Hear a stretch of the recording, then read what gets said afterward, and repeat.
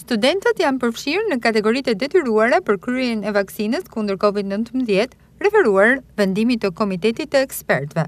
Viti i ri akademik pritet të fillojë më 11 tetor, ndërkohë që duket se në radhët e të rinjve ka shkaktuar shqetësim kjo vendimarrje.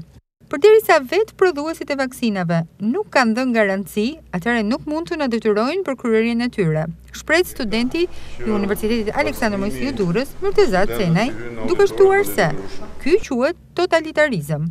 Duhet të jetë një zgjedhje e lirë, thotë i riu. Si qytetar i këtij vendi dhe si student në universitet, më duket pak e papranueshme që vaksinat bëhen të detyrueshme. Ideja është që vaksinat e para nga asnjë ekspert nuk janë shpjeguar që të jenë të sigurta 100%. Kështu që nëse nuk janë të sigurta, si mund të më siguroj ajo mua kundra virusit? Atëherë, nëse ajo nuk më siguron kundra virusit dhe pas vaksinës unë prapë jam i detyruar të mbaj maskë, jam prapë i detyruar të zbatoj oraret nga ora 11 deri në orën 6 në mëngjesit ose oraret tjera detyrueshme për të mos dalë, prapë jam i detyruar të mos frekuentoj vendet e mbipopulluara me njerëz. Kështu që çfarë efekti do ketë vaksinat të kon përveç efekteve anësore që janë stërtuar nga ekspertët tjerë.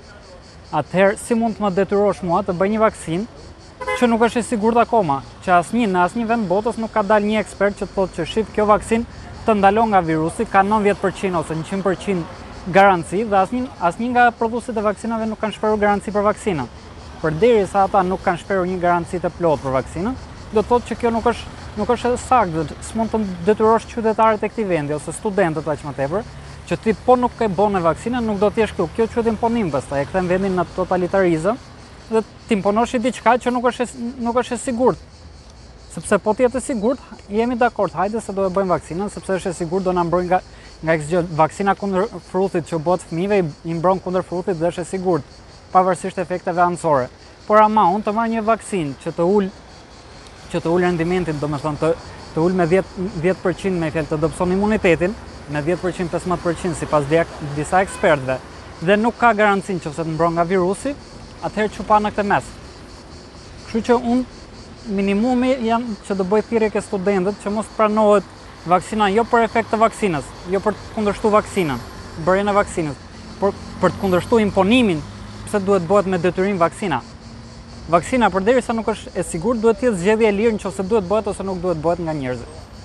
Detyrimin e shesi të parësyeshëm edhe studenti Pano Ceka, duke cilësuar si të frikshme këtë situatë normale të imponuar.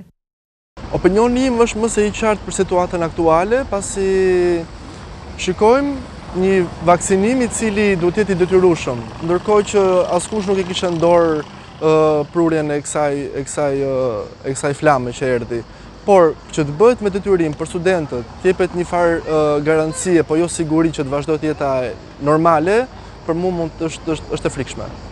Mosdakordësia e të rinjve për mos kryerjen e vaksinës kundër COVID-19 me detyrim është një anë e medaljes, pasi studenti shoqëri Myrtollari ka bërë një hap më shumë. Me anën e një statusi në rrjetet sociale, ai sqaron se ka vendosur të ndërpres studimet pasi nuk mund t'i nënshtrohet vaksinimit të detyruar.